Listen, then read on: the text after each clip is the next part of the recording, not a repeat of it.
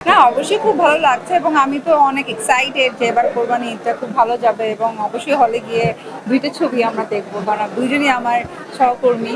তো আমি খুব এক্সাইটেড। হ্যাঁ, অবশ্যই ভালো লাগছে এবং আমার কাছে তো মনেই হয় না এটা আমাদের বাংলাদেশে মানে আমাদের বাংলাদেশে এই ধরনের একটা ছবি হয়েছে। এটা আমার মনে হয় আমাদের সবারই ভালো লাগার একটা বিষয়। কারণ আমরা অনেকদিন ধরে ওয়েট করছি এই টাইপের একটা ডিফারেন্ট লুকে শাকিব ভাইকে যেন দেখতে পাই। সমালোচনা হচ্ছে। সমালোচনা তো সবকিছুতেই হবে। আসলে যারা সমালোচনা করে তারা আসলে অতটুকুই পারে। তারা ঘরের মধ্যে বসে ওই ফেসবুকে ২-৩টা কমেন্ট সবাই লিখতে পারে।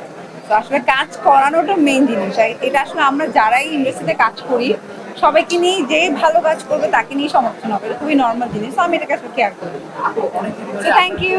অনেকদিন হ্যাঁ। ধরে আপনার সিনেমা বা কোনো বা এমনকি আসতেছে যেটাতে আপনি আমি দুটো গল্প লক করেছি যেটার ছবি হয়তো আমাদের এই বছরের শেষের দিকে গিয়েই প্ল্যানিং আছে শুটিং শুরু করার সেপ্টেম্বর অক্টোবরের দিকে, যেটা গল্পটা আমার খুবই পছন্দ হয়েছে।